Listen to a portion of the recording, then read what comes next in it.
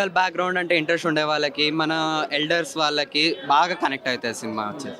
But don't forget Appanna character flash back చాలా ఏడిపించేశాడు Ram Charan flash back లో. అసలు యాక్టింగ్ మైండ్ బ్లోయింగ్. అసలు మెయిన్ క్యారెక్టరైజేషన్ ఎస్జే సూర్య గారు, సముద్రకర్ణి గారు, శ్రీకాంత్ గారు ఎవరిని ఎక్కువసేపు అనిపించింది? ఎస్జే సూర్య అసలు యాక్టింగ్ ఆయన జీవించేశాడు. రామ్ చరణ్ అసలు ఇచ్చి వాడేశాడు అన్న. క్లైమాక్స్ లో ఎస్జే సూర్య రామ్ చరణ్ ఇంప్లీట్ చేస్తాడు, అది మిస్ అవుతుంది. క్రేజ్ అసలు.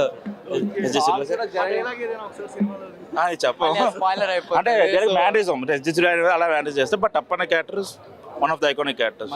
ఇంకో 1 hour సినిమా అతని మీద చేసిన ఆడేస్తారు. మూవీ అయితే రెగ్యులర్ కమర్షియల్ ప్లాట్ భయ్య. దిల్ రాజు ముందే చెప్పినట్టు 4 years ముందే శంకర్ గారు ప్రొడక్ట్ చేశారు. సో అట్లాంటి సీన్స్ మనకు క్లైమాక్స్లో కనిపిస్తాయి. రామ్ చరణ్ గారి యాక్టింగ్ బాగున్నది. ఫస్ట్ హాఫ్ అయితే యావరేజ్గా ఉంది. ఇంటర్వెల్ ట్విస్ట్ అనేది సెకండ్ హాఫ్ మీద ఎక్స్పెక్టేషన్స్ పెంచింది. సెకండ్ హాఫ్లో ఎమోషన్స్ అండ్ కొన్ని సీన్స్ మెయిన్గా సెకండ్ హాఫ్లో ఎస్జే సూర్య గారు అండ్ రామ్ చరణ్ గారి మధ్య వచ్చే సీన్స్ కొంచెం ఇంట్రెస్టింగ్గా క్రియేట్ చేస్తాయి.